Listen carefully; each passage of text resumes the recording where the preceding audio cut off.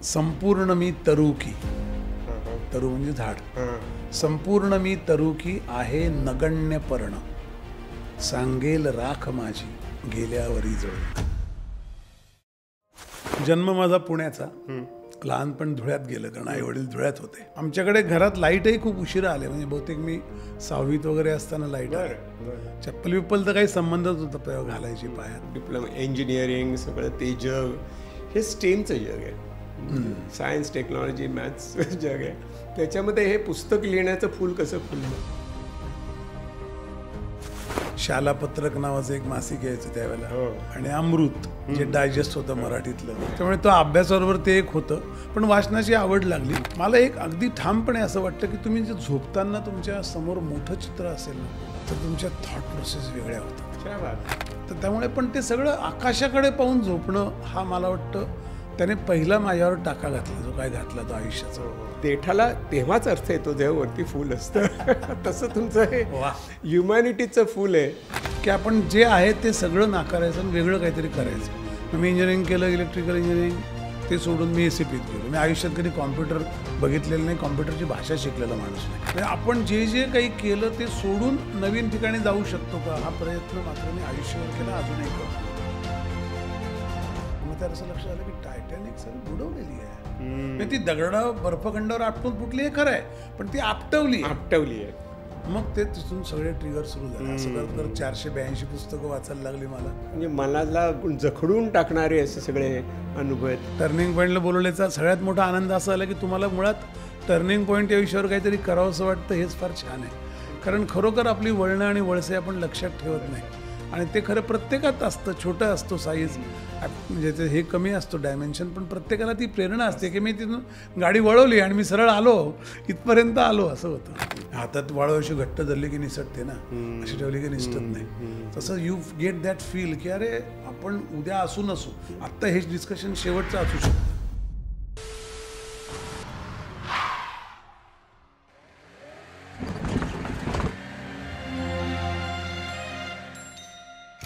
नमस्कार. संवेदन गुरुकुलच्या turning point या पॉडकास्टमध्ये आपल्या सर्वांचं स्वागत आहे. टर्निंग पॉईंट म्हणजे जीवनातली महत्त्वाची वळणं आणि कधीकधी वळसे. यातनं आपण आपल्या जीवनाची गाडी पुढे नेत असतो. त्याचाच आपण इथे विचार करत असतो, चर्चा करत असतो. आता एक साधा प्रश्न आहे. टायटॅनिक नावाचा सिनेमा सगळ्यांनी खूप एन्जॉय केला आहे. त्यातली ती प्रणयरम्य शोकांतिका, नंतर 9/11ला वर्ल्ड टॉवर्स पडणे, ही महाभयानक घटना, आणि घराघरात गल्लीबोळात घुसलेला कोरोना व्हायरस, या 3 वेगवेगळ्या शोकांतिका आहेत. पण ते जोडलेले आहेत का? त्यांचा परस्परांशी काही संबंध आहे का? पटणार नाही आपल्याला. पण यांचा संदर्भ जोडणारं पुस्तक आहे घातसूत्र. एका करप्ट माणसाशी झुंजणारा एक माणूस एक झुंज वाऱ्याशीमध्ये आपल्याला भेटतो, आणि हिमालयातल्या कडेकपारींना पार करून जाणारा, पास करून जाणारी पण आपल्याला एक गिर्यारोहक भेटतो. हे सगळे वेगवेगळे डॉट्स हे एकाच माणसात आहेत. अशी विशेष बहुआयामी अनेक पैलू असणारी व्यक्ती आज आपल्याला लाभलेली आहे. दीपक करंजीकर, आपलं स्वागत आहे. नमस्कार. संवेदनच्या या व्यासपीठावर मला खूप बरं वाटतं आल्यामुळे. त्यांच्या जीवनात अनेक टर्निंग पॉईंट्स आहेत, परिवर्तनं आहेत, आणि त्याची आपण मोजदाद करत जाणार आहोत. आणि खरं म्हणजे त्यांची सुरुवात कुठे झाली आणि आता ते कुठे आहेत, ह्याचा आपण थोडासा एक लेखाजोखा त्यांच्याचकडनं ऐकूया, आणि मग त्यांच्या महत्त्वाच्या टर्निंग पॉईंटकडे जाऊया. बोला सर. काय नाही, माझं लहानपण, जन्म माझा पुण्याचा, लहानपण धुळ्यात गेलं कारण आई वडील धुळ्यात होते. आईचं माहेर पुण्याचं म्हणून जन्म पुण्याचा. धुळं छोटं गाव होतं त्यावेळेला अगदी, आणि तिथे शिक्षण झालं. आई वडील शिक्षक असल्यामुळे एक टिपिकल मध्यमवर्गीय घरातलं वातावरण, वाचन हे अतिशय आवश्यक, मस्ट. शाला पत्रक नावाचं एक मासिक यायचं त्यावेळेला, हो. आणि अमृत जे डायजेस्ट होतं मराठीतलं, ते अगदी वाचायलाच लागायचं. आणि ते वाचल्यानंतर वडील काही प्रश्नही विचारायचे, हे काय वाचलं, ते काय वाचलं. त्यामुळे तो अभ्यासाबरोबर ते एक होतं. पण वाचनाची आवड लागली. पुढे काही वर्ष पेपर टाकले मी, त्यामुळे त्याच्यात ते असं वाचन की काय असतं तुमचं त्याच्याशी, असं मी नेहमी म्हणतो की सोबत टाकायचो मी त्यात. दादू मिया एक सदर लिहायचे आणि माधव मनोहर पंचम नावाचं सदर लिहायचे. असं मध्ये 8 कॉलम त्या साप्ताहिक आकाराच्या 8 कॉलम सदर असायचे. सोबत मध्ये जाहिराती नसायच्या, वरती 2 फक्त जाई काजळ आणि असं काहीतरी 2 पॅनल असायचे तेवढेच सोबतच्या नावाच्या बाजूला. पण त्यामुळे वाचायला खूप मिळत गेलं. आणि वाचायचं अर्थात लायब्ररी होती तेव्हा, काही हे नव्हतं की असं क्लिक केलं आणि एक एक पुस्तक शोधायला लागायचं, वाट बघायला लागायची. धुळ्यातले खूप छान दिवस होते माझे. म्हणजे मला नेहमी असं वाटतं की आपण, म्हणजे मला एक आठवण आहे, आम्ही बाहेर झोपायचो अंगणात. आमच्याकडे घरात लाईटही खूप उशिरा आले, म्हणजे बहुतेक मी 6वीत वगैरे असताना लाईट. चप्पल विप्पल तर काही संबंधच नव्हता घालायची पायात. फक्त बूट मात्र शनिवारी किंवा शाळेच्या कार्यक्रमांना ते कॅनव्हासचे बूट असायचे, त्याला ते खडूने ते पॉलिश करायचं, असं सगळं खूप छान दिवस होते. आणि मला वाटतं यात काही माझं वेगळं नाही आहे, ती सगळी पिढीच तशी वाढली गावोगावी. पण आम्ही असं अंगणात झोपायचो, आणि अंगणात झोपताना वडील नेहमी मला अशा गाद्या गार केलेल्या असायच्या संध्याकाळपासून टाकून ठेवल्यामुळे, आणि असं आकाशात पाहून झोपायचो. आणि वडील मग एक एक सप्तर्षी वगैरे सांगायचे, यात कुठेतरी झोप लागायची. माझ्या एक लक्षात असं आलं, आणि हे कदाचित आपल्या नंतरच्या आपण विकसित होतो म्हणा, किंवा आपला मेंदू विचार करायला लागतो, चिंतन करायला लागतो. मला एक अगदी ठामपणे असं वाटतं की तुम्ही जे झोपताना तुमच्या समोर मोठं चित्र असेल ना खूप, तर तुमच्या थॉट प्रोसेस वेगळ्या होतात. मग तुम्ही या रूममध्ये झोपलात, वर पंखा फक्त फिरतोय ना, आणि तुम्ही आकाशाखाली झोपलात ना, तुमच्या काहीतरी जसं कनेक्शन आहे की तुम्ही एक मोठं काहीतरी भव्य बघून डोळे तुमचे मिटतात झोपताना, आणि एक छोटंसं काहीतरी बघून मिटतात. यातला फरक मला असं तो वाटतो. म्हणून मला माझा प्रवास ज्या अंगाने गेला तर सगळं त्याचं मला ते आत्ता मांडताना तिथे असं मांडावं असं वाटतं. कारण रोज आपण आकाशाकडे बघायचं, रोज असंख्य तारे बघायचे, काय त्याची सगळ्याची माहिती घ्यायची, वडील बोलत राहायचे, मी झोपून जायचो. आणि ते रेंगाळत राहतं ना, झोपताना जे वाचतो आपण, बोललं जातं ते रेंगाळत राहतं. मग आपली स्वप्न असतात. मग कधीतरी रात्री एखादं विमान खूप वरून जायचं, ते विमान जाणं पण म्हणजे 1-2 महिन्यात नाही, एखादं चुकलं माकलं विमान जात असेल तर माहीत नाही. कारण ते मला ब्लॅकआउट पण आठवतात. आपल्या 65 मी खूप लहान होतो, 71चा आठवतो, कारण तेव्हा मी जवळपास 9 वर्षाचा होतो. ते सगळे बंद व्हायचे, दारांना कागद लावलेले काळे, आणि ते सगळं त्यावेळेला पण अंगणात झोपायचोच आम्ही, फक्त मग बाहेर काही पेटवायचं नाही, कंदील चिमणी काही ठेवायचं नाही. तर त्यामुळे पण ते सगळं आकाशाकडे पाहून झोपणं हा मला वाटतं त्याने पहिला माझ्यावर टाका घातला, जो काय घातला तो आयुष्याचा, की ते एक मोठं डोळ्यापुढे असतं आणि आपण झोपतो, काही स्वप्न असतात. मला कधीच वाटलं नव्हतं ते विमानात एखाद दिवशी मी बसेन, मला असं कधी वाटलं नव्हतं. माझी तिथलं डिप्लोमा आधी झाला इंजिनिअरिंगचा, तेव्हा मला असं वाटायचं की आपण याच गावात नोकरी करावी, छान गाव आहे, आपलं एक सवयीचा भाग असतो. ते झाल्यावर नोकरी नाशिकला, नाशिकला क्रॉम्प्टनला नोकरी केली. त्यानंतर तिथूनच मग SAPचं थोडं शिक्षण कंपनीने दिली, चान्स दिला. तिथे क्रॉम्प्टनला मात्र मी चांगलं मार्केटिंग इन्चार्ज होतो, माझ्याकडे 2 रिजनचं काम होतं, आणि खूप 28 इलेक्ट्रिसिटी बोर्ड बघायचो मी, जे आमचे कस्टमर होते, त्यामुळे खूप प्रवास व्हायचे. पण एक मात्र खरं आहे, म्हणजे मला असं आठवतं तेव्हापासून, म्हणजे साधारणपणे तुम्ही धरा असं की 30 वर्षाचा मी झाल्यापासून माझ्या मागे प्रवास लागलेले आहेत. आणि तेव्हापासून ते अजूनही चालू आहेत, म्हणजे प्रवासच थांबत नाहीत. कुठेही काही नोकऱ्या करा, कुठेही फिरा, ते प्रवास काही संपत नाही. तेव्हाही मार्केटिंगचे असेच प्रवास, तेव्हा तर फ्लाईट नव्हतं, ट्रेनने जायचो आम्ही.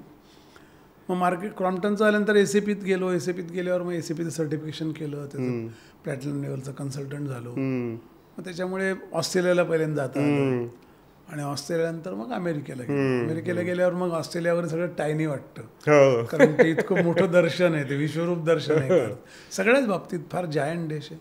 पण ते खूप छान अनुभव आहेत आयुष्याचे, म्हणजे अशा अर्थाने की इतकं टर्निंग होत नाही कोणाचं. मला तुम्ही टर्निंग पॉईंटला बोलवल्याचा सगळ्यात मोठा आनंद असा आला की तुम्हाला मुळात टर्निंग पॉईंट या विषयावर काहीतरी करावं असं वाटतं, हेच फार छान आहे. कारण खरोखर आपली वळणं आणि वळसे आपण लक्षात ठेवत नाही.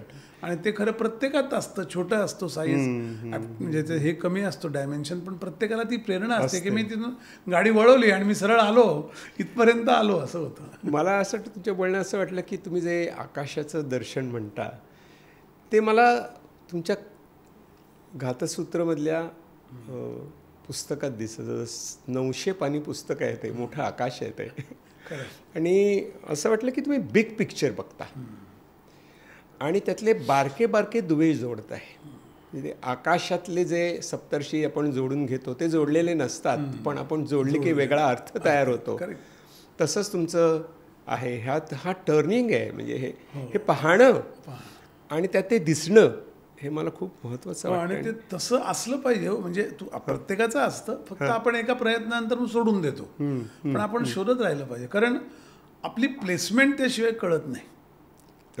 आपल्याला काही प्रोग्रेस रिलेटिव्ह आहे, पण आपल्याला आहे तिथून पुढे सरकायचं असेल तर कुठे आहे हे कळलं पाहिजे. एक्झॅक्टली. आणि ते रिलेटिव्हने कळलं पाहिजे.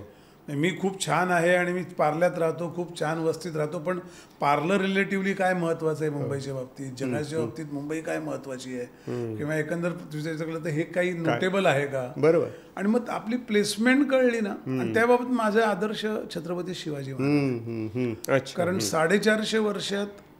450 वर्षाचं दैन्य, दुःख, अपमान, क्रूरता, सगळा अन्याय 35 वर्षात संपवला या माणसाने. हे जगात दुसरं उदाहरण नाही. याचा अर्थ त्यांना आपली प्लेसमेंट कळत असली पाहिजे का. जन्माला समज आल्यापासून 50 वर्ष जगले, 15 वर्ष त्यांना हे कळलं असेल का की आपली ही जगात प्लेसमेंट आहे, कुठे आता एवढी उरली ती वर्ष आपण नीट केली पाहिजे. तर मोठ्या पिक्चरने तो एक फायदा होतो. आपण म्हणतो की कोहम असं आपण म्हणतो, तसं कुठे आहे मी, आणि ते कुठे आहे हे मला कळल्यानंतर मग मी कुठे जायचं हे मला दिसायला लागतं. पण मी कुठे आहे आपल्याला कळायला पाहिजे. तसं तुमचं कुठे आहे हे खूप इंटरेस्टिंग आहे. आणि काही वेळेला अशी ती विंडो क्लोज होते ना टाईमची आपल्यावर. आता आपण 70 वर्ष जगत असू, 80 वर्ष, तर every day the window is coming closer to you ना. ते कोलॅप्सिबल डोअर आहे. इथे 80 वर्ष आहेत ना, इथे ते सरकत राहतं. त्यामुळे तुमचं तेवढं ते कमीच होत जातं ना. तुमचं वायडन झालंय खूप. मी कॉम्प्लिमेंट म्हणून घेतो. येस, प्रश्नच नाही. पण मला असं वाटतं की तुमच्या बोलण्यामध्ये जे जाणवतंय ना मला, म्हणजे मार्केटिंग आणि डिप्लोमा, इंजिनिअरिंग, सगळं ते जग हे स्टेमचं जग आहे. म्हणजे सायन्स, टेक्नॉलॉजी, मॅथ्स जग आहे. त्याच्यामध्ये हे पुस्तक लिहिण्याचं फूल कसं फुललं. आम्ही म्हणतो की फुलाला देठ असतो, त्याला आपण स्टेम म्हणतो. पण देठाला तेव्हाच अर्थ येतो जेव्हा वरती फूल असतं. तसं तुमचं हे ह्युमॅनिटीचं फूल आहे असं मला वाटतं. कारण तुमच्या सगळ्या लेखनामध्ये मला असं वाटतं, गाथसूत्रामध्ये अधिक वाटतं की लालित्यपूर्ण आहे ते. म्हणजे त्यातली भाषा अशी आहे की तुम्हाला वाचायला लावते. त्याचं हातात जड होतं पुस्तक, एवढं सवय नाही एवढं जड पुस्तक वाचायची, पण ते तुम्ही वाचत जाता कारण त्यातली लालित्यपूर्ण आहे. तर ते कसं घडलं, त्याचा टर्निंग पॉईंट. म्हणजे आता वाचन चालू असल्यामुळे माझ्यावर 4 लोकांचे, तुम्ही संस्कार हा शब्द आपण फार जनरल वापरून गुळगुळीत केला आहे, पण एक त्यांचं एनग्रेविंग आहे म्हणू आपण. बरं. ते आपण टोचतात ना, गोंदतात, ते गोंधण गावं काही असतात आपली. तर हे 4 लोक जे आहेत, जी ए कुलकर्णी, खानोलकर, ग्रेस आणि रॉय किणेकर, क्या बात, ही माझी गोंधण गावं आहेत. म्हणजे मी वयाचा 19 वर्षाचा असताना जी ए पहिल्यांदा वाचले आणि मी अजूनही जी ए वाचतो. ग्रेस मला प्रत्यक्ष भेटलेच. मी जी एना भेटायला मी मोटरसायकलवर गेलो होतो धारवाडला. भेटले ना? आणि हो, आणि म्हणजे काही नाही, भेटलो परत आलो. आणि त्यांनी तो गॉगल डोळ्यावरचा काढला नाही नॅचरली, पण त्यांनी मला दडपे पोहे खूप आपुलकीने खाऊ घातले. आणि मला ना ते मुळात त्यांना आपण एका स्वामी नावाची गोष्ट लिहिलेल्या माणसाला भेटून आलो याचं गारूड माझ्यावर अजूनही आहे. तर त्यांना काय ती जवळपास 83ची वगैरे 84ची गोष्ट असेल, ते गेले 84ला मला वाटतं, 84ची गोष्ट आहे. आणि नंतर तरी आता 40 वर्ष होऊन गेले, अजून डोक्यात आहे. तसं ग्रेसचा माझा संबंध आला बऱ्यापैकी. ते माझ्याकडे आले पण राहिले पण. पण यांच्या त्या मेटॅफरिक लिखाणाचं ना माझ्यावर फार पगड आहे. म्हणजे मला एखादी गोष्ट करून सांगताना ऐकणाऱ्याला काय वाटतं याचा विचार करून सांगायची. म्हणजे भाषण करतानाही रिसिव्हिंगला काय पोचतंय आणि लिहिताना वाचणाऱ्याला काय समजणार आहे हे हा विचार करायची सवय लागली आहे. ती अशामुळे, कारण हे तसे अवघड लेखक आहेत, म्हणजे त्यांच्या मेटाफर कळत नाहीत.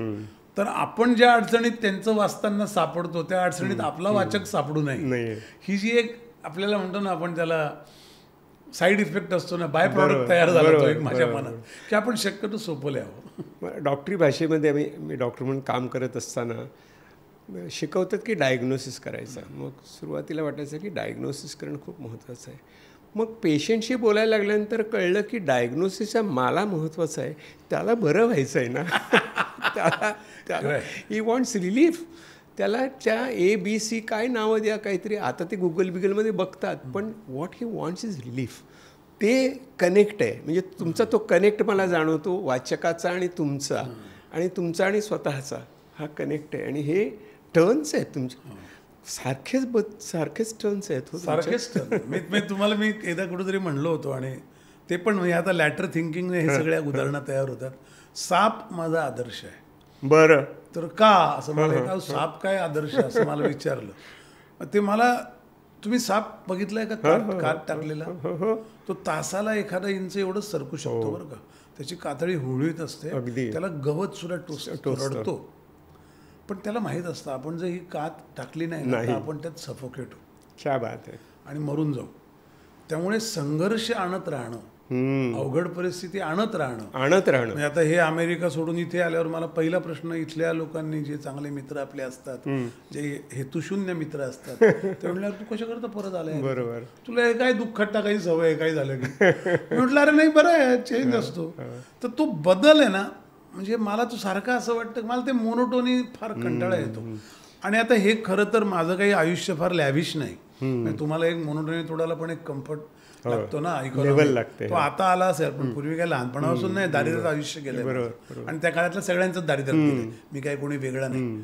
पण त्याने मला एक काहीतरी गणित असं जमलं असेल, कदाचित जमलं म्हणजे असं एक घडलं असेल की आपण जे आहे ते सगळं नाकारायचं आणि वेगळं काहीतरी करायचं. मी इंजिनिअरिंग केलं, इलेक्ट्रिकल इंजिनिअरिंग, ते सोडून मी ACPत गेलो. मी आयुष्यात कधी कॉम्प्युटर बघितलेलं नाही, कॉम्प्युटरची भाषा शिकलेला माणूस नाही. ते सोडलं, मग मर्जर ॲक्विजिशन म्हणजे फायनान्समध्येच मला इंटरेस्ट. म्हणजे आपण जे जे काही केलं ते सोडून नवीन ठिकाणी जाऊ शकतो का, हा प्रयत्न मात्र मी आयुष्यभर केला, अजूनही करतो. मग आता मी खरं बाईक, माझ्याकडे पूर्वी बाईक होती, 20 वर्षाचा 25 वर्षाचा असताना. ते आम्ही एकदा साऊथ इंडियन ट्रिपला गेलो होतो, कलकत्ता ते गोवा वाया कन्याकुमारी, अशी मोठी ट्रिप होती. मग ते एकदम मला, त्यानंतर आता 2011ला मला एक जण भेटला, माझा मित्र, असं एका ठिकाणी मी गेलो होतो कोल्हापूरला, आणि तो म्हणला तुम्ही बाईक चालवता का? म्हटलं हो, अरे मी पूर्वी खूप चालवायचो. आता हे 2011ला 1987ला सोडलेली बाईक चालवणं, त्यात किती मध्ये काळ गेला होता, 25-31 वर्ष गेली होती. म्हटलं हो, पूर्वी चालवायचो. आता बाईक आहे का? म्हटलं माझ्याकडे एक बुलेट आहे जुनी. तो म्हणला आता आमची एक राईड आहे. म्हटलं चला. तर ते सारखं मला ते काहीतरी जे आहे ते सोडून, किंवा ज्यात आपण थोडं बैठक मारली ते सोडून तिसरं काहीतरी करावं असं वाटतं. ती एक अस्वस्थता आहे, अतृप्तता असेल कदाचित, किंवा आता काय तुम्ही त्याला हव्यासही म्हणू शकतात. नाही त्या गोष्टीच्या मागे लागण्याचे धंदे काही लोक म्हणतात, गुपचूप बसावं घरी, असे पण सल्ले देणारे खूप मित्र आहेत. पण मला ते असं होत नाही बाबा, की आता पुण्याला जायचं तर सारखी गाडी काढून जा, असं मी करत नाही. मी ट्रेनने जाईल, कधीतरी शिवनेरीला उभा राहतो स्टॉपवर, कधी शिवनेरी 2-2 तास येत नाही. एकदा पुण्यावर येताना ते लाल डब्यातनं मी आलो, मला इतकं बरं वाटलं, कारण बसलेली सगळी माणसं इतकी व्यवस्थित, म्हणजे एका डबा ओढला सगळे जेवत होते. मला असं काहीतरी त्याचं वाटतं. आता हे माझा दोष असेल तर असं मला जर नेहमी असं म्हणतात, एक वचन असतं सगळ्या ठिकाणी लिहिलेलं, की तुम्हाला फुलपाखरू व्हायचं असेल तर you have to be stop being सुरवंट. मला वाटतं तुमचं खूप वेगवेगळं, परत सुरवंट, परत फुलपाखरू चालूच आहे. पण तुमचा जो त्याच्या पुस्तकाचा किडा म्हणू, ते जे टर्निंग पॉईंट आहे, तो अनुभव मला खूप मला महत्त्वाचं वाटतं. तुमच्या आयुष्यातला एक मोठा टर्निंग पॉईंट आहे. म्हणजे हेअरपिन बेंड आहे, गाडी जरा स्लो केली आणि मग भरधाव सोडली, आणि ते काय 9/11 तुम्ही डोळ्यांनी पाहिलेलं आहे. आणि मला आठवतं BBC मी बघत होतो तेव्हा त्यांनी खाली लिहिलं होतं की हे फिक्शन नाही, सायन्स फिक्शन, हे घडतंय बरं का. ते घडणारा माणूस तुम्ही काय, म्हणजे मला कसं होतं ते दृश्य असं आहे की ते टावर्स पडतायत, हो, 2,500 लोकांची, त्यातले काही 1200 लोकांची प्रेतं, काही लोकांनी तर हात धरून उड्या मारल्यात ना वरून शेवटचं, कारण लिपच जात नव्हत्या खाली. ते अख्खा एवढा मोठा डोलारा कोसळतोय, आणि त्या बॅकग्राऊंडवर आम्ही आपले सगळे आमच्या कंपन्यातले कोण कुठे आहेत त्याचा याचा एक लेखाजोखा घेत असताना माझा एक मित्र म्हणतो की तुझ्याकडे आता किती पैसे असतील बरं स्पेअर. तर मी म्हटलं असतील ना. तर मला वाटलं याला काहीतरी गरज असं शेवटी मदत, आपण त्या देशात राहतो, त्या देशात पैसे कमवतोय. म्हटलं अरे नक्की काय, आपण काय करायचंय. तो म्हटलं तर मी गेल्यावर अजून 10 जणांना फोन करतो, एक 2 मिलियनचा आपण जरा एक उभं करू कार्पो जरा फंड असा. म्हटलं नाही चांगलं आहे, मी देतो माझ्या 70-80 हजार तर असतील माझ्याकडे आणि आपण ते उभं करू. म्हटलं काय करायचं आहे. तो म्हटलं हे डिझास्टर प्लॅन बनवणाऱ्या कंपन्यांना यांचे आपण स्टॉक घेऊ, कारण जेव्हा वॉरसीट सुरू होईल तेव्हा ते विल सोअर. म्हणजे आत्ता मी टाकले समजा आपण 2 मिलियन, तर we can get easily 20 million in a years time आणि वी विल बी रिच. म्हणजे आपल्याला असं एक ठाप असं होतं ना की अरे विजेचा धक्का आहे. म्हणजे एखाद्या नेटफ्लिक्समधली सिरीज बघताना आपण जे एकदा हलतो तर हा समोर आणि हा रोजचा मित्र आहे, रोजचा भेटणारा, काम करणारा, अतिशय सज्जन माणूस आहे. मॅलिस नाही, माफिया नाही, काही नाही, त्यात कुठलेही गुण नाहीत की बुवा काही चोर मारा करतो असं काही ना. साधा अमेरिकन सज्जन माणूस आहे. पण मला त्याचं ना तिथे मला दाक्षेक सांगितलं की याला असं ओरिएंटेशन कसं असू शकतं. आणि मला ना सगळ्यात शॉक बसला तो आणखी शनिवारी, ते मंगळवारी घडलंय ना, शनिवारी त्या रस्त्यांवर युनायटेड वी स्टँड असं लिहिलं, 2 ट्विन टॉवर आणि त्यात विमानं घुसलेली, असे टी शर्ट विकायला होते. त्यांनी प्रॉडक्ट आणलं, मर्कंडाईज केलं. हा म्हणजे त्यांनी एका देशावर पर्ल हार्बर नंतरचा प्रचंड त्याचं एवढं त्यांनी कमोडिटायझेशन केलं. तर मला असं सगळं हल्लं आपलं की असं आपण करू का. लाल किल्ल्यावर हल्ला झाला, संसदेवर झाला, आपण ते टी शर्टवर त्याचे काही फोटोग्राफ विकायला काढू का, किंवा आपण असं करू का. पण ही नॉर्मल माणसं अशी का वागतात, हा त्या पुस्तकाचा खरा ट्रिगर पॉईंट आहे. अच्छा, Y people think this way. म्हणजे याचा अर्थ ही अर्थसूत्र एवढी बळकट आहेत. मग मला आठवलं भीष्मच म्हणलं होतं की हो आपल्याच महाभारतात अर्थस्य पुरुषोदासा. आपण विसरलो, जग नाही विसरलं, अमेरिका तर नाही विसरली. अर्थ जे असेल त्याच्या हातात अर्थकारण तो खरा, बळी तो कानपिळी, जिसके हाती लाठी उसकी भैंस, आणि ती खऱ्या गोष्ट आहे. मग माझ्या लक्षात असं आलं, अरे म्हटलं हे असं कसं काय. तर त्याच्या आधी काय झालं होतं, त्याच्या आधी 2 वर्ष मी डालसला होतो आणि डालसला राहायचो. ते यावेळेला पण बायका मुलं डालसला होती. ते एक आमची जर्मन टीम होती, सिमेंट्समध्ये होतो आणि आम्ही असं एक विकेंडला पार्टी असायची जायचं. आणि त्या जर्मन लोकांना नाही मी हिटलरबद्दल विचारायचो. मला एक हिटलरचं फार फॅसिनेशन आहे, म्हणजे त्याच्या क्रूरतेबद्दल मला तुमच्या इतकाच राग आहे. पण मला ना हे कसं काय होतं, म्हणजे मी 60 लाख लोकांना मारायचा प्लॅन कसं काय करतो, हे याच मेंदूत कुठे शिस्त. म्हणजे मी देशाकरता फासावर जातो, देशाकरता सीमांचं रक्षण करतो, माझं आयुष्य निशावर करून देतो. माझे एक आता हल्ली तर त्या पहलगामला तर दुपारी लग्न होऊन संध्याकाळी तो सैनिक गेला आणि रात्री गेला सुद्धा. तर हे असं ज्या दिवशी जगात आहे तिथे अशी माणसं कशी असतात हिटलर सारखी, याचं मला फार फॅशन. मी विल्यम शेररचं rise and fall of third Reich वाचल्यानंतर मी इतकी पुस्तकं हिटलरची वाचली, तर मी ती विषय काढायचो ना. हे जर्मन माझे मित्र होते ते मग गप्प बसायचे. तर मी एकाला विचारलं, म्हटलं अरे why we are not talking on this, because I want to no.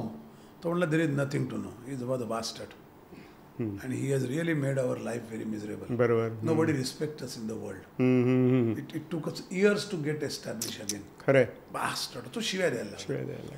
तर मला ते खूप असं हे वाटलं, म्हटलं अरे नाही त्याचं ठीक आहे, ह्याचं असे तर म्हटलं आमच्याकडे खूप लोक आहेत, म्हणजे इतके माणसं मारणार नसतील पण बेदरकार लोक खूप असतात जगात, त्याचे तुम्हाला राग याचं काही कारण नाही. तर मला ते नेहमी असे प्रश्न पडले की असं कसं झालं असेल. तर आम्ही असे बसलो होतो जर्मन लोक एकदा आणि एका ठिकाणी पबमध्ये, आणि त्याचा एक स्वीडिश मित्र होता. तर मी गेलो तेव्हा त्या स्वीडिश मित्राला तो काहीतरी सांगत होता आणि स्वीडिश मित्र त्याला प्रश्न विचारत होता. आणि तो त्याला तेव्हा असं म्हणला की टायटॅनिक कोणी बुडवली माहिती आहे का, त्याने त्याला विचारलं. तर मी म्हटलं आता मी तो रोमॅन्टिक पिक्चर बघून भारतात तेव्हा गेलो होतो. म्हटलं हे अमेरिकन लोक भयंकर गॉसिप करतात. ते खरे जर्मन स्वीडिश होते. तर तो त्याने 2-3दा माझ्याकडे असं बघितलं की वाय यू आर इंटरप्टिंग अस. तर मी म्हटलं ना आय एम सॉरी, पण हे फालतू गॉसिपिंग बंद करा, असं अशा अर्थाचं मी काहीतरी बोललो. त्याने तिथला एक टिश्यू पेपर घेतला, त्याच्यावर ते असं लिहितात ना, ते असं असं असं त्याने डाव्या हाताने 3 पुस्तकांची नावं लिहिली. म्हणले वाचतो म्हटलं, हे वाच आणि मग आपण बोलू शकू. आता तो कागद मी टिश्यू पेपर लिहिला कुठेतरी माझ्या लॅपटॉपच्या बॅगमध्ये ठेवला असेल. हे घडलं मला तेव्हा तो कागद आठवला. हे जेव्हा 9/11 घडलं तेव्हा की अरे यार हे काहीतरी याचं गणित वेगळं आहे, मी शोधलं पाहिजे. तो कागद सापडला मला नशिबान, पण ते धुसर होऊन जातं ना त्याची बरोबर. पण ती पुस्तकात बरं हे तेच सिमेंटचं प्रोजेक्ट संपलं होतं. परत माणसं, मला हा तर खूपच अनुभव आहे की माणसं बरोबर असतात, नंतर परागंदा होतात, प्रत्येक माणूस आपल्या रस्त्यानं जातो, परत ते कधी भेट होत नाही. पण मला त्यातलं एक पुस्तकाचं नाव दिसलं, मग सिमिलर बुक्स वगैरे ते आम्ही तेव्हा असं करत करत ते मी 3 पुस्तकं शोधली, ते टायटॅनिकबद्दलची, ती वाचली. आणि मग त्याला असं लक्ष आलं की टायटॅनिक सगळी बुडवलेली आहे. ती दगडा बर्फखंडावर आपटून फुटली आहे खरं आहे, पण ती आपटवली आहे. मग ते तिथून सगळे ट्रिगर सुरू झाले. असं करत करत 482 पुस्तकं वाचायला लागली मला. त्यातली 2-2.25 पुस्तकं मी लिहिलं त्याच्या विरुद्धची पण वाचायला लागली. आणि त्या प्रवासात खूप माणसं भेटली, म्हणजे लेखक भेटले हो खूप. माणसांनी काय लिहून ठेवलं, लेखक भेटले म्हणजे प्रत्यक्ष नाही, काही प्रत्यक्ष काही पुस्तकातनं भेटतं ना की एक थॉट. म्हणजे आता तुम्ही ते माझ्या गाचुऱ्याच्या मागे एक बिब्लिओग्राफीमध्ये लिस्ट आहे, त्यातली काही काही पुस्तकं अवेलेबलच नाहीत, पण ती मला मिळाली युनायटेड नेशन्सच्या लायब्ररीतनं, इकडून तिकडून तरी आणायचं. आता तर सगळे टोरेंटोवर मिळतात सगळे पुस्तकं, पण तेव्हा ते अवघड होतं. आणि मग ते मी प्रवास खूप करायचो ना. मी जवळपास पहिले 6.5 वर्षाच्या माझ्या व्हिसा पिरियडमध्ये 3-3.5 वर्ष अमेरिका बाहेर होतो, सारखे पुढे तरी जात होतो प्रदेशात. पण ते मला वाचनाचा खूप वेळ, माझं विमानात खूप वाचन झालं आणि ते वाचत बसायचो मी, इतकं वाचायचो की मला फार आनंद यायचा की चला आता निघायचं का, आता काय जपानला जायचं, बायको मला सोडायला यायची, मी आपलं पुस्तक काढायचो वरती, मला काही घेणं नसायचं.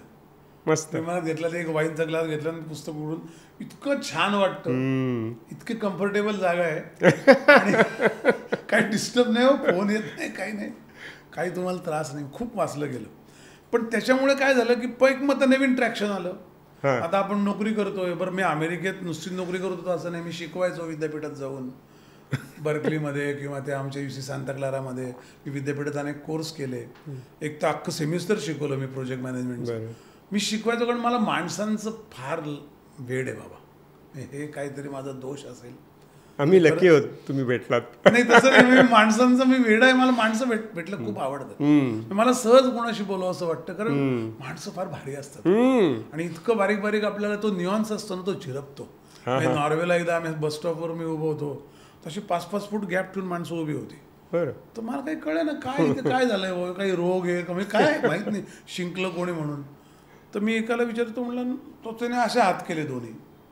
मी म्हटलं ना, I am just asking Y. पण ते उरलेले 2 लोक बाहेर होते ना बस स्टॉपच्या शेडच्या, पाऊस आला असता, ऊन आला असता, असं काय उभे राहतात. तर म्हटलं नाही, वी ऑलवेज कीप. तेव्हा कोरोनावरनं काय नव्हतं, ही जुनी गोष्ट आहे, म्हणजे 2000च्या पहिल्या दशकातली आहे, 4-5 सालची. तर ते म्हणले नाही, आम्ही असेच, आम्ही वी ऑलवेज स्पेस ठेवतो. मी ऑफिसला गेलो तिथे जेव्हा, तेव्हा मी ते माणसाला पण विचारलं, म्हटलं असं काय. तो म्हटलं नाही, ते that is what we are. आम्ही इंडिव्हिज्युअल, आम्ही ते असं जवळ. मी म्हटलं यांना जर भारतात आणलं आणि बेस्टच्या बस स्टॉपवर गेलं तर यांना हे हार्ट अटॅकने मरतील.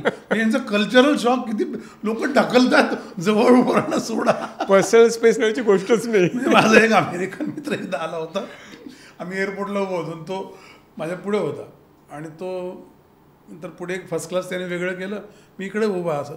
तर तो एकदम मध्ये तर मागच्या माणसाने त्याला ढकललं, जसं पुढे आला. तर त्याने विचारलं why are you pushing me. तो म्हणला I am not pushing me, he is pushing me. तुम्हाला म्हटलं हे ढकलतात का बरं, म्हणजे एकाच विमानातून जायचं ना सगळ्यांना. तर त्यांना ते बेसिक प्रेरणा वाटतं. तर ते असं होतं, माणसांचं वेड असलं ना. आणि मग तिथून मी ते लिहायला सुरुवात केली. मग ते लेखक काय भेटले, हा म्हणजे लेखक कोण भेटले, पुस्तकं मिळाली, माणसं भेटली. एक माणूस भेटला, एडविन ब्लॅक, ज्याचं नाव, जो IBM आणि होलोकॉस्ट नावाचं पुस्तक त्याने लिहिलंय. काय IBM अँड होलोकॉस्ट. IBM ही एक कम्प्युटर कंपनी, नामचीन कंपनी. वाचलं, हिटलरने असं म्हटलंय की मला होलोकॉस्ट करताना मला एकही दुसऱ्या वंशाचा मुलगा पण मरून चालणार नाही, भोंगळपणा चालणार नाही, मला फक्त जीव वंशाचीच माणसं मारायची आहेत. फार क्लॅरिटी आहे बरं का. आणि तो म्हणला याच्याकरता मला सैन्याला माझ्या वेळ नाही, they are busy in war. I don't have manpower to waste on this stupid job. I do not want any confusion, काहीतरी गोंधळ करून ठेवला, किऑस करून ठेवला असं नको आहे. माझी एक एक गोळी पण फार यांच्यापेक्षा किमती आहे, ती मला यांच्यावर खर्च करायची नाही. मला हे सगळं एक हा प्रोजेक्ट कोणाला तरी द्यायचा आहे एका प्रोफेशनल कंपनीला, जे हा प्रोजेक्ट माझ्याकरता एक्झिक्यूट करेल. त्याने हा प्रोजेक्ट IBMला दिला आहे. American company. Industrial business machines. गंमत बघा कशी असते. ते IBM मला ऐकून हा नाही ते तसंच. पॅल्पिटेशन्स होत आहेत. मला पण तर ते जेव्हा आता हे माझं सगळं गाचूत्रचं काय होतं ना, लोकांना म्हटलं की लोक म्हणतात ते कॉन्स्पिरन्सी थिअरी आहे, ते शेवटी त्याकडे सांगतो, ते सांगतो नंतर. तर त्याने दिला, तर त्याने असं सांगितलंय की मला प्रोफेशनल कंपनीने म्हणून तो 6 फेज त्यांनी त्या प्रोजेक्टच्या बनवले. एखादा प्रोजेक्ट असतो ना, आता समजा आपला हा कॅप्टन गोरे पूल बांधला, याचा एक प्रोजेक्ट किंवा पहिल्यांदा त्याची मापं घ्यायचे, घरांचे मोदायचं. तर या प्रोजेक्टचे 6 फेज आहेत. एक म्हणजे माणसं, वॉरने पहिल्यांदा कंट्री कॉन्कर करायचं. That is not phase is not allocated to IBM, that is German military. Second phase is to identify. Third phase is to de-identify Jews. म्हणजे त्यांचे लायसन्स, ड्रायव्हिंग लायसन्स हे जाळून टाकायचे, फाडून टाकायचे, फेकून द्यायचे. सोशल सिक्युरिटी नंबर, जे काही युनिक आयडी असतील, मग नंतर त्यांना bring them to German land, Reichsland त्यांना आणायचं आणि मग त्यांची कॅटेगरी करायची. So you have to re-identify them. While re-identifying you have to categorise. Body mass index, वय, जेंडर, हे सगळं त्याचं त्याच्यात त्यांचा एक अल्फा न्यूमेरिक नंबर त्यांना द्यायचे. त्या अल्फा न्यूमेरिक नंबरमध्ये सगळं डिकोडिंग आहे. मग त्यांना वेगळ्या कॅम्पमध्ये ठेवायचं, नंतर त्यांना मारून टाकायचं. अशा फेजेस त्याच्या आहेत. मारतानाही गोळी नाही, मारतानाही काही विष खाल्लं तडफडतायत वगैरे, त्याचं काही प्रभा नाही. एखाद्या पाकोळ्या मरून पडतात तसे ते मेले पाहिजे. म्हणून ते ज्या गॅस चेंबर्समध्ये मारले ते चालत जातात. काही ठिकाणी गॅस चेंबरमध्ये आहेत. आणि तिथे एक तो झायकॉन नावाचा गॅस सोडायचा. तो प्रत्येकाच्या बॉडी मास इंडेक्सप्रमाणे कमी जास्त जायचा आणि तो त्यांनी श्वास घेतला की ती माणसं अशी पडायची. त्याच्यानंतर मी कोरोनाच्या काळात माणसं पाकोळ्यांसारखी मरताना पाहिली चालता चालता. आणि मग त्यांना उचलायचं सगळ्यांना एखाद्या मोठ्या बुलडोझर सारख्या आणि एका खड्ड्यात 1000 माणसं पुरायची. IBMला त्याने एक कॉन्ट्रॅक्ट दिलं. IBMचे फाउंडर चेअरमन होता होलोरिथ. त्यानिमित्ताने जे पंचकार्ड तयार केलं त्यांचं अल्फा न्यूमेरिक नंबरचं पंचिंग व्हायचं, त्याचा भावाने हिमलरने हा प्रोजेक्ट मॅनेज केला. आणि त्याचं रोज रिपोर्टिंग हिमलरला व्हायचं की आज किती कुठल्या फेजमध्ये किती लोक आहेत, आज कुठून पकडले, किती डी-आयडेंटिफाय केले, किती आयडेंटिफाय केले, अमुक दमुक असं या फेजेसमध्ये इतके. म्हणून they will monitoring that every day reporting. तर ते एक पंचकार्ड केलं होतं त्यांचं, होल असलेलं. पूर्वी आपल्या कंपन्यांमध्ये ती होलची पंचकार्ड होती, त्याला पंचकार्ड म्हणायचे. आता ते सगळे आयडी वेगळे आले. तर ते पंचकार्ड IBMने डिझाईन केले. ते 0-1 आहे. त्याच्यावर पुढे कॉम्प्युटर आलाय, अल्गोरिदम जो आहे ना संगणकाचा, 0-1 ते बायनरी आहे. हो, पंचकार्ड बायनरी आहे. तर ते आणि त्याला नाव दिलं होलोरिथ पंचकार्ड. म्हणजे अशा माणसं मारायच्या प्रोजेक्टला कंपनीच्या संस्थापकाचं नाव द्यायचं, हा त्याचा सन्मान आहे का अपमान आहे? बरं, IBMला अमेरिकन काँग्रेसने इतके प्रश्न विचारले, इतक्या वेळा बोलवलं, पण I have right to abstain ना, I have right to say I don't want to answer this. त्यांची अमेंडमेंट 5. आणि त्यामुळे त्यांनी अनेक वेळा ते चौकशी सामोरे गेलेले नाहीत, त्याच्यावर चर्चा झाली नाही.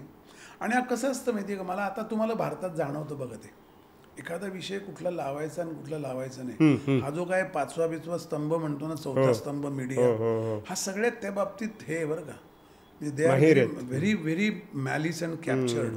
म्हणून तो IBMचा विषय एकदा आला की नंतर हळूहळू ते त्याच्या बातम्यांच्या लिस्टमध्ये, म्हणजे तुम्हाला गंमत सांगतो, एक हर्ट्स कॅसल म्हणून एलेजवळ एक जागा आहे, तो मोठ्या उत्साहाने मी पाहायला गेलो. आता हर्ट्स कॅसल म्हणजे त्या हर्ट्स नावाच्या माणसाचं घर आहे. म्हणजे कुठल्याही आपल्या जेसलमेरच्या किल्ल्यातलं आउट हाऊस सुद्धा त्यापेक्षा मोठं आहे, असा तो त्याला कॅसल.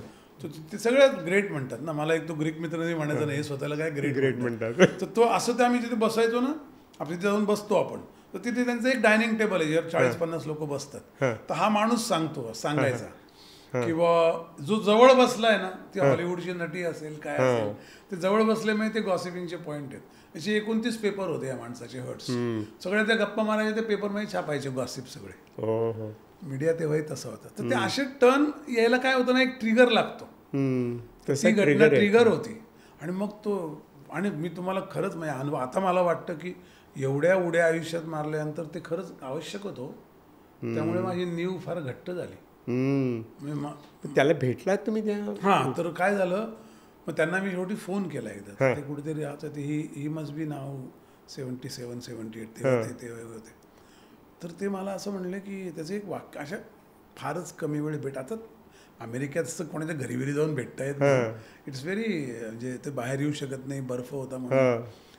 पण ही सेड की you really want to do this, म्हणजे पुस्तक तुम्ही म्हटलं मला खरंच लिहायचं आहे का, so you really want to do this. म्हटलं काय, तो म्हटलं अरे मी हे केलं ना, माझी आता अवस्था बघतोय ना तू फिजिकली, किंवा मला मानसिक फार हे आहेत, प्रेशर आहे माझ्यावर. तुम्ही म्हटलं म्हणजे, ते म्हटलं असं नसतं ना, आपण एखादी गोष्ट एक्सपोज करतो त्याचा त्रास होतो आणि तो सस्टेन करू शकलो पाहिजे आपण. मला असं वाटलं तेव्हा, काहीच वाटलं नाही खरं सांगायचं, काय आपण काय उगीच. पण मी घातसूत्र लिहून संपवायचो ना एक एक प्रकरण, त्यानंतर 2 दिवस मला ट्रेम्बलिंग व्हायचं. हे खरं आहे की साला आपण अस्वस्थ हे लिहिलंय, हे उद्या गेलं तर काय होईल. आता घातसूत्र 2 जे लिहिणार त्यात तर इतक्या गोष्टी आहेत डॉक्टर, म्हणजे मला पळून जायला लागेल इथून. पण आता ही डॉक्युमेंट याचं काय करायचं. बरोबर. जर तो माणूस त्याने हे लिहिलंय, तुम्ही जाऊन बघा IBM होलोकॉस्ट, एडविन ब्लॅकचं पुस्तक, तुम्हाला त्याचं ते कोडिंग दिसेल मुखपृष्ठावरच. ते कसं तो हॉलोकॉस्ट प्रोजेक्टचं कोडिंग आहे असं, त्याचंच मुखपृष्ठ आहे. आणि इतकं छान लिहिलंय त्याने, इतकं छान समजावून सांगितलंय. छान म्हणजे मग ते उकल आहे ना कोड, तुम्हाला असा आरोप करणं सोबत ती मांडणी आहे. पण तो जर थरथरत असेल, तुम्ही म्हटलं बापरे, आपण तर त्याने एकच पुस्तक लिहिलं, मी तर अख्खं ते 100 वर्षातलं टायटॅनिक ते कोरोना एवढ्या घटना लिहितोय, तर माझं काय होईल.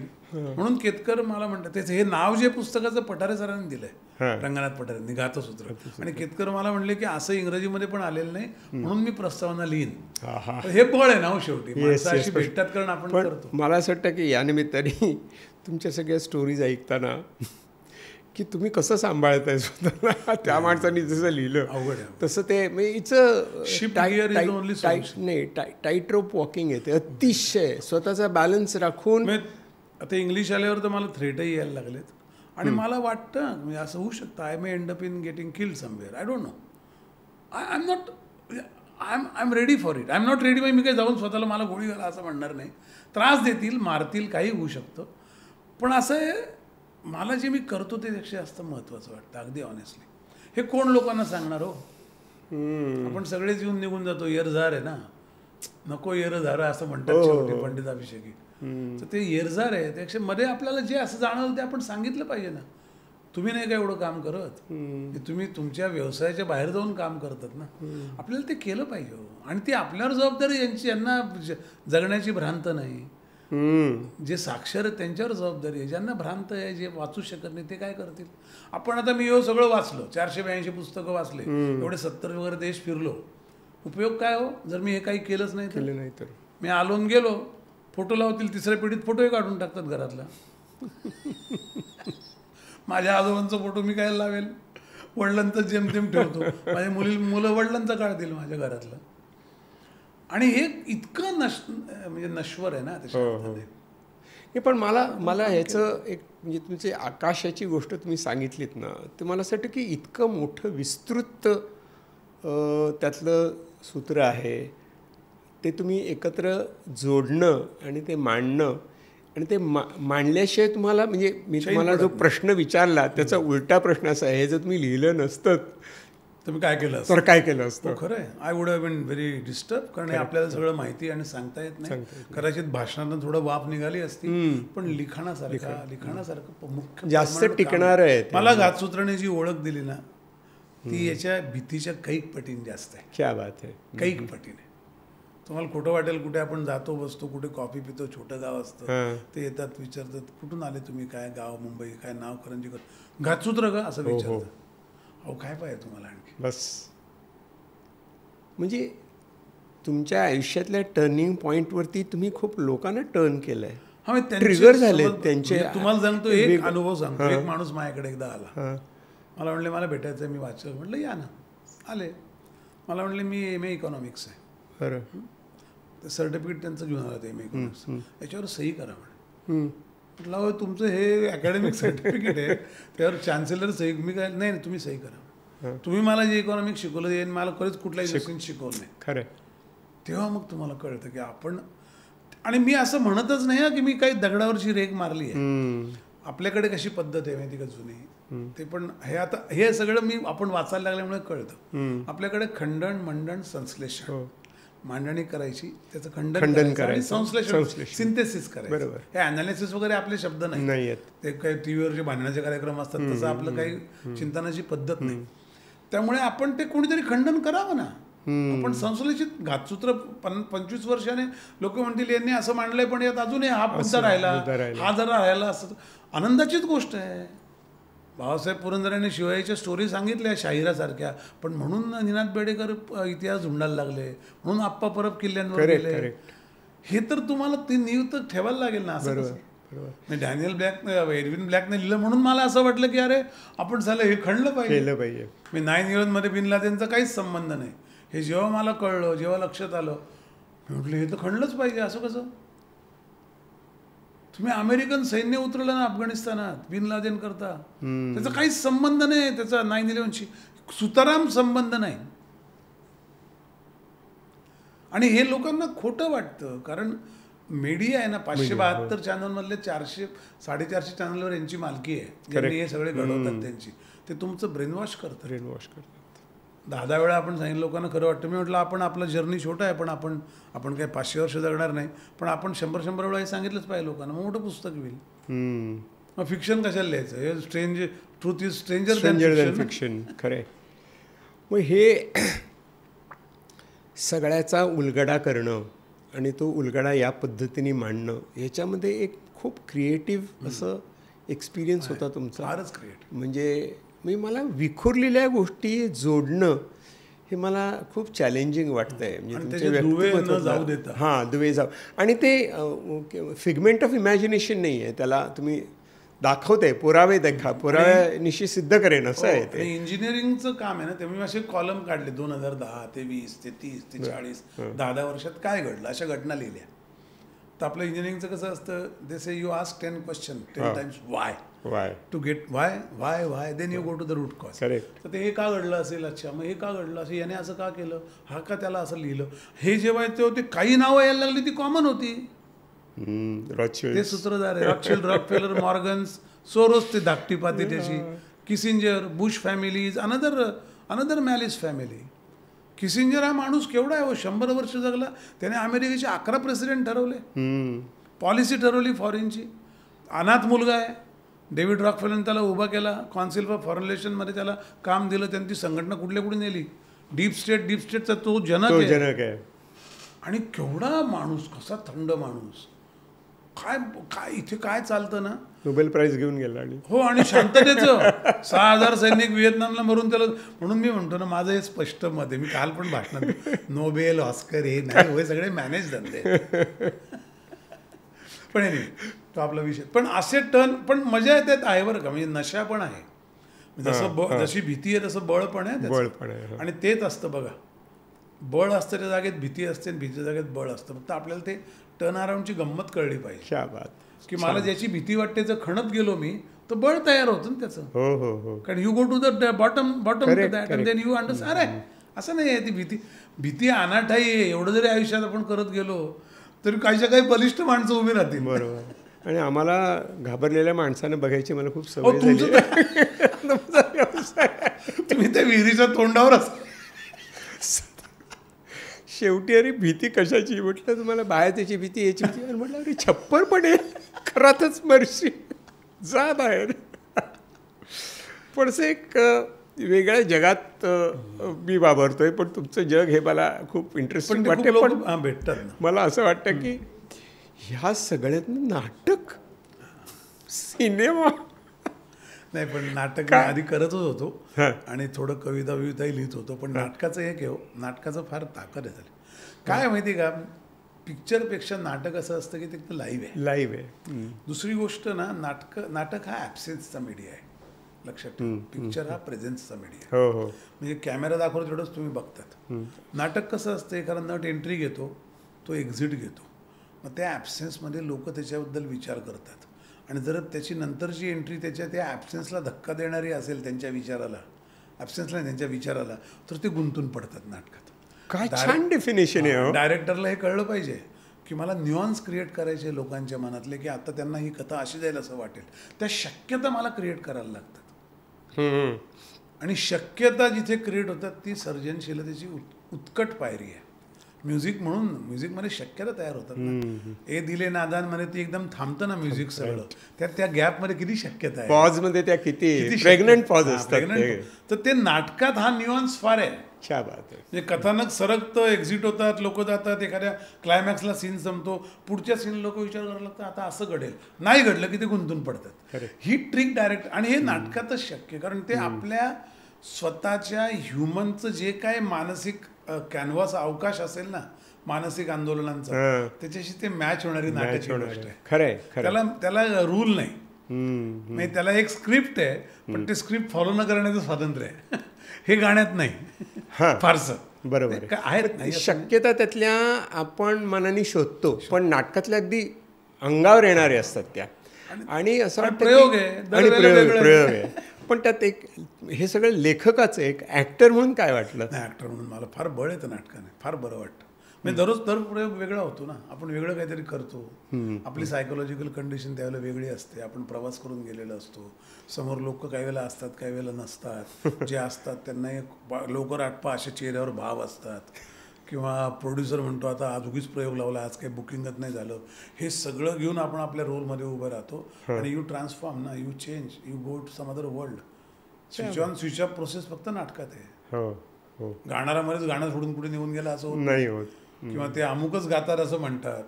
अरे आज भीमसेन जोशी नाही वाटतं, कोणतरी वेगळेच गायले असं, आज काय करीम का साहेब नाही बाबा, तेच आहेत, ते बदलत नाही. आयडेंटिटी चेंज करणे ताकद नाटकात आहे. डिमॉलिश दीपक करंजीकर नसतो, तो कॅरेक्टर वेगळा माणूस म्हणून जगता येतं आपल्याला, आणि ते किती छान आहे. त्या पुन्हा शक्यता दिसायला लागतात. आणि मी त्या पण कन्क्लुजनला आलोय, हेच आयुष्यात केलं पाहिजे ज्यात शक्यता निर्माण होऊ शकतात, ते काम केलं पाहिजे. आपण अत्यंत उच्च पातळीवर राहतो सर्जनशीलतेच्या. बोर्डम बिघडे शब्द मला 25 वर्षात कधी बोर झाले कधीच नाही.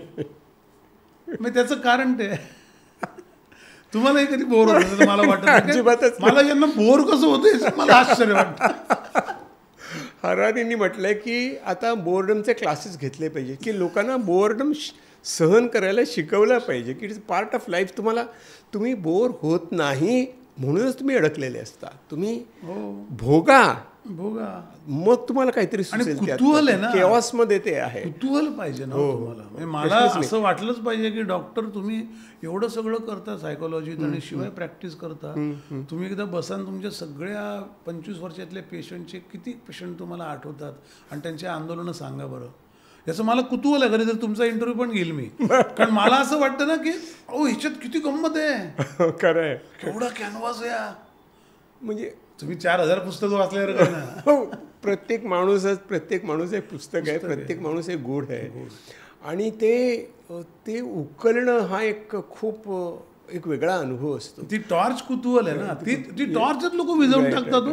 आणि मला वाटतं की ना आपल्या एका रुटीन रटाळ असेंब्ली लाईनवरती आपण बसलेलो मध्यमवर्गीय, की ते इकडे बसला की तिकडे ती तशी गाडी निघणार. सर्वे अगदी ते आपण रुटीनच जंतू ते जगतोय दुर्दैवानं आपण.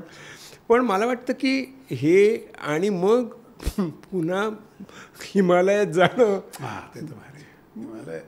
काय सोडलंय तुम्ही करायचं होता? नाही असं नाही, मला म्युझिकचं काही कळत नाही.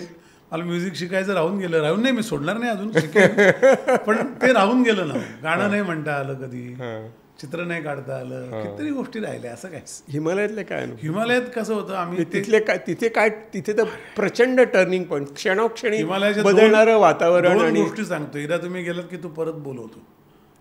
हे मी ऐकलं होतं, पण आता माझी श्रद्धा आहे, माझी धारणा आहे, श्रद्धा नाही कन्व्हिक्शन आहे, की तो परत बोलवतो. तो दरवर्षी बोलवतो. काय त्याचं गणित आहे माहीत नाही. मला आधी वाटायचं लोक असं काहीतरी जाणारे बोलतात ना, काहीतरी आपल्याला ट्रॅक्शन लागतं ना बोलायला, की नाही रोज सकाळी आले की बरं वाटतं, आंघोळ केली की बरं वाटतं, असं काहीतरी रिच्युअल असेल. पण मला अनुभव आहे, तो बोलवतो बरं का. ते हाक ऐकू येते.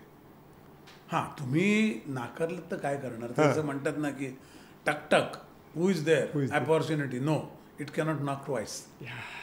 तसं आहे, तो परत बोलवतो. ते लक्षात ठेवलं पाहिजे. आणि हिमालयात तर काय मी तुम्हाला म्हणतो, बाईक चालवणं याच्यासारखं तुमच्या मुक्ततेचा आविष्कार नाही. तुम्ही 25 किलोमीटरच्या वेगाने, त्यापेक्षा जास्त वेगाने बाईक चालवू शकत नाही. अख्खे पहाड असतात, कधी बर्फ, कधी पाणी, कधी भयंकर वारा, थंड, तुम्ही चालत असतात. तुम्हाला सगळ्या आयुष्याचं मर्म लक्षात यायला लागतं आपल्या. आणि आपण नगण्य असतो. म्हणजे खानोलकरांची ती फार एक छान ओळ आहे, संपूर्ण मी तरू की, तरू म्हणजे झाड, संपूर्ण मी तरू की आहे नगण्य पर्ण, सांगेल राख माझी गेल्यावरी जळून. तर ते मर्म आपल्याला हिमालयात कळतं की त्याला आपण कोण आहोत नेमके, आपण कोण होतो, इथे कोण येऊन गेलं. खरंय. आणि एकटं असणं जे आहे ना, म्हणजे एकाकी नाही म्हणत मी, एकटं असण्याचं बळच भारी. सगळ्या शक्यता एकटेपणात निर्माण होतात. म्हणजे मला असं किती स्मरण आहे की मोटरसायकल चाललंय, सगळे लोक मागे पुढे असतात.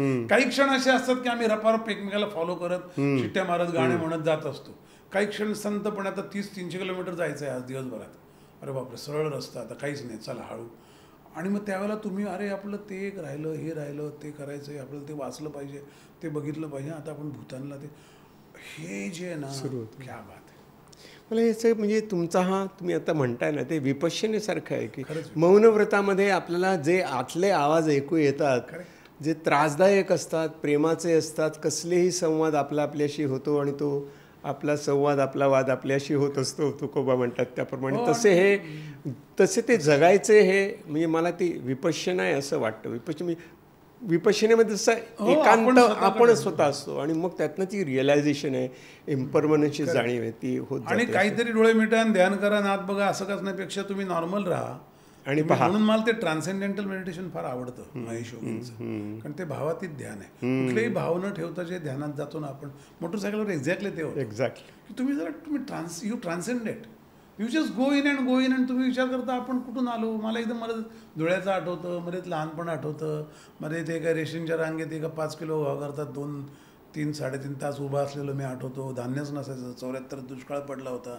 असं काही सारखं येत राहतं डोळ्यापुढे. आणि मग आपण त्याचं आपण कसं जुळलं, आपण तेव्हा किती फ्रेश होतो, आता का आपण एवढं डल होतो. असं ते स्वतःशी एक जे भांडण चालतं ना, म्हणजे ते म्हणतात ना, ते थोरंचं वाक्य आहे ना की the biker keep the space between the companions because he hears a different drummer. तसं आहे ते. म्हणजे मला वाटतं की क्षणोक्षणी बदलणारं मन आणि त्या मनाशी केलेली गट्टी, मनाशी केलेलं भांडण आणि त्या भांडणातनं काहीतरी शोधणं आणि स्वातंत्र्याची जाणीव, स्वातंत्र्याची मी मोकळा आहे ना, मोकळा मी. हे सगळं मी अटॅच करतो. मी तर ते म्हणतो ना, सॉरी थोडं सांगतो की आपण सगळे एका ट्रेनमध्ये बसलोय. ही ट्रेन कुठे जाणार आहे माहीत नाही, का जाते माहीत नाही, कुठून निघाली माहीत नाही. बाजूला बायको बसली, इकडे मित्र आहेत. स्टेशन येईल, तो ऑल माहिती असं उचलेल, प्लॅटफॉर्मवर टाकेल, चला ट्रेन निघून जाईल, कुठे जाईल माहीत नाही, का जाईल माहीत नाही. मी असं म्हणू शकत नाही अहो 35 वर्ष बायको बसलेला पण होतं, स्टेशन तुमचं एकट्याच आहे. हे जे व्हल्नरेबिलिटीचं रिअलायझेशन आहे ना, ते फक्त एकटे असताना होतं. आणि बघा कसं असतं, आपण उदास नाही होत, आपण तटस्थ होत जातो, शांत होतो, निसर्गासारखे. हातात वाळू अशी घट्ट धरली की निसटते ना, अशी ठेवली की निसटत नाही. तसं यू गेट दॅट फील की अरे आपण उद्या असू नसू, आत्ता हे डिस्कशन शेवटचं असू शकतं, पण that vulnerability makes me compel me to love the life. Correct. I compel my attachment. So डिटॅचमेंटमध्ये अटॅचमेंट असते. म्हणजे तुकोबांनी म्हटलं की दुःखात सुख आणि सुखात दुःख. म्हणजे काय अतिशय म्हणजे मनाला पकडून जखडून टाकणारे असे सगळे अनुभव आहेत. आणि तुम्ही होलोकॉस्टचं एक सांगितलं होतं. आमचा प्रसिद्ध मनोविकार तज्ज्ञ विक्टर फ्रँकल म्हणून, तो ह्या एका ज्यूमधला एक होस्ट होता. तर या सगळ्या त्या प्रचंड तुम्ही म्हणता त्या प्रोजेक्टमधला एक माणूस असा निघाला की जो म्हणतो की मला माझ्या विचाराचं स्वातंत्र्य आहे. मला त्यांनी लिहिलं आहे की एका खिडकीतनं पक्षी दिसतो आणि तो पक्षी गाणं म्हणतोय, तो म्हणतो ह्या जगतोय आणि मी पण जगू शकतो. काय कमाल आहे. म्हणजे ते कसं बघा ना, त्या कॅनव्हासवर ते खरंच काय दिसतं ना, कसं म्हणजे मला तुम्ही ते सांगत असताना मला विक्टर फ्रँकल सारखं आठवत होते. मला म्हणत होतं की ऐक तू हे परत ऐक आणि मी काय सांगतो त्याच्यावर पुन्हा एकदा विचार कर, असं वाटतं. मला वाटतं आपले खूप विचार खूप वेगळ्या प्रकारे आपण विचाराचे प्रवाह बघितले, खूप धबधबे बघितलेत. त्या गंगेसारखं आहे की खूप नद्या येऊन मिळतात, पण एक अख्खी गंगा तयार होते, त्यातनं खोल असते, संथपणे वाहत असते. ती आपण कधी पोल्यूट करतो, कधी स्वच्छ करतो आणि काय चाललेली असते. तसं तुमचं मला वाटते बोलण्यातनं. मला उलटं असं वाटतं की म्हणजे तसं वाटतं, पण त्याचं मी एक्सप्रेशन थोडं म्हणजे एकोम बहुस्याम असं म्हटलंय ना आपल्या उपनिषद वेदांमध्ये, की सगळे सर्वदेव नमस्कारा केशव प्रति, तसं एकोम बहुस्याम आहे की सगळे एकच आहे. मला उलटं वाटतं आपण एकाच आयुष्यात इतकं जगू शकतो का सगळ्यांचं, तो माझा तो अर्थ आहे एकोम नट म्हणून जगलात तुम्ही, सगळं म्हणून जगायचं. आपण एकटेच असू, आपण सगळं करू शकतो का, तरी सगळं होईल की नाही माहीत नाही. एवढं आयुष्य नाही, 100 वर्ष जगावं अशी इच्छा आहे, जगलो तर ते करेन. बेस्ट विशेस. सरांची गप्पा या कधीच संपतील असं वाटत नाही आणि त्या चालूच राहाव्या असंही वाटतंय. आणि इतके टर्निंग पॉईंट्स आपण बघितले, इतकी त्यांच्या मनाचा त्यांनी स्वतः धांडोळा घेतला आणि मला वाटतं की त्यातनं आपल्याला खूप काही मिळालं. ते काय असं 2 वाक्यात सांगण्यासारखं नाही आहे, तो हा पूर्ण अनुभव आहे. करंजीकर हे इतकं गोड नाव असलेल्या माणसामध्ये इतके चवी आहेत, इतके रंग आहेत, इतके ढंग आहेत. बस नमस्ते सर, बहुत मजा आया, बहुत मजा आया. Thank you so much. येस. तर ॲडव्हान्स सायकॉलॉजी संवेदन गुरुकुल आम्ही एक नवीन सेल्फ पेस कोर्स सुरू करतो. त्याच्यामध्ये वैशिष्ट्य असं आहे की तो एक पुस्तकासारखं, इट्स अन ऑडिओ व्हिज्युअल आहे आणि त्याच्यामध्ये तुम्ही नेहमी वाचू शकता, ऐकू पण शकता, पाहू पण शकता. तुम्हाला आवडेल अशा पद्धतीने ते मांडलेलं आहे. अगदी रोजच्या घराघरातल्या उदाहरणावरनं सगळं मांडलेलं आहे. मीच बोललो आहे त्याच्यामध्ये, मी आणि समीर दोघांनी मिळून केलेलं आहे. तर this is the new thing that Samvedan is doing. Thank you so much. वा, हे फारच छान आहे. काय वाटलं तुम्हाला, सांगा. नाही, याची गरज आहे हो, त्याची फार गरज आहे. खरं सांगू का, आपलं मला नेहमी असं वाटतं की आपलं मन जेवढं अशक्त होत जातं ना, तेवढा समाज अशक्त होत जातो. परस्परावलंबित्व फार महत्त्वाचं आहे आपल्या समाजामध्ये. म्हणून आम्ही म्हणतो ना, भारत सोसायटी ऑफ एक्सचेंज आहे, ट्रान्झॅक्शन नाही आहे. परस्परावलंबित्व खूप आहे आणि ते तर तेव्हाच राहील की जेव्हा त्याचा सोर्स मन आहे ना, तिथेच सगळे मनचिंतिते वैरिण चिंती इथपर्यंत म्हणतात. तुम्ही त्यामुळे तुम्ही मुळांना पाणी घालताय फांद्यांना देण्यापेक्षा. फांद्यांना पाणी देणारे फार कोर्सेस आहेत, त्याचा काही उपयोग होत नाही. So I am very happy for this, तुम्ही असं करताय ते. आणि हे मी नक्की वाचेल आणि मी पोचवेल पण लोकांपर्यंत, कारण मी स्वतः काही काउन्सिलिंग करतो इंडस्ट्रीमध्ये आणि तेव्हा माझ्या लक्षात असं येतं की त्यांच्या म्हणजे नीव चांगली आहे बरं का, संस्कारही बरे झाले आहेत, पण ते भटकेगिरी एवढी झाली आहे ना आणि डिल्युजन एवढं झालं आहे की त्यांना परत नुसतं तिथे आणून बांधलं तरी ते नॉर्मल वाढायला लागतात. आणि त्यामुळे हे आशेत गोष्टी, हे तुम्ही मूलभूत काम करताय, तुम्हाला खूप शुभेच्छा. आणि तुमचं नाव आहे संवेदन, ते त्याच्याशी अलाइनमेंट आहे त्या कामाची, आणि ती फार छान आहे. संवेदनशीलतेशीच तर आपलं कुतूहल जोडलेलं असतं की नाही, किंवा त्याच्याशीच क्रिएटिव्हिटी जोडलेली असते. थँक्यू.